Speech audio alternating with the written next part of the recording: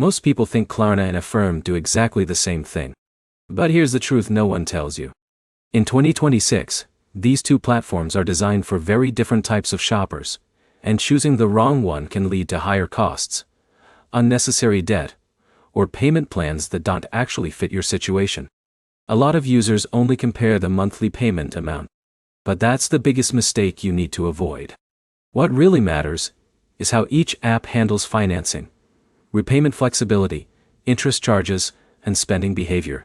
In this video, I'll break down Klarna versus Affirm in simple terms, explain the key differences, and help you decide which app is actually better for your needs in 2026. Let's get straight into it. Both Klarna and Affirm are buy now, pay later platforms that allow users to split purchases into smaller payments over time. But the experience is very different once you look deeper. Klarna is built more around shopping flexibility and short-term installment payments.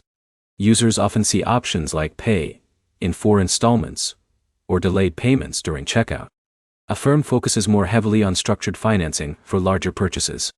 Instead of just short payment plans, Affirm often offers longer repayment terms with fixed monthly payments.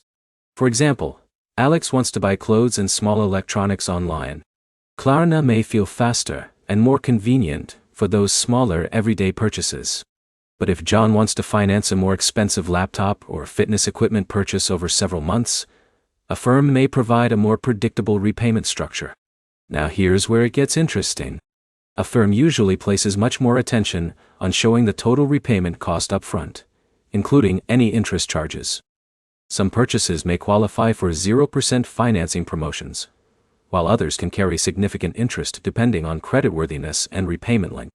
Klarna often feels simpler for short-term payments, but users can still face fees or account restrictions if payments are missed. But here's the problem. Both apps can encourage overspending if users focus only on small monthly payments instead of the total amount being borrowed. This is where most people fail. Jake finances multiple purchases across different payment plans because each payment feels manageable individually. Over time, the combined monthly obligations become difficult to track and harder to afford. Another important difference is shopping behavior.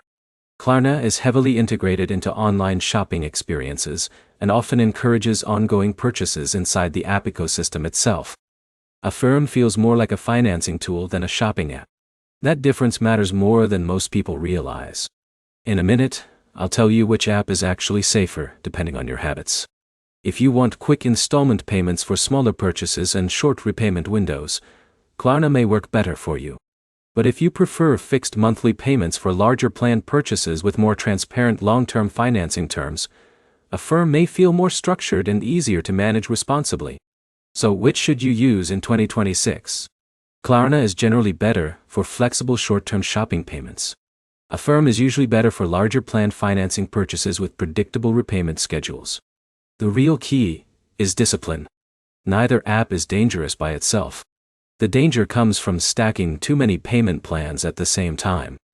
If this Klarna versus Affirm comparison helped you decide which app fits your financial style better, hit the like button, subscribe to the channel, and comment below which platform you would personally choose in 2026.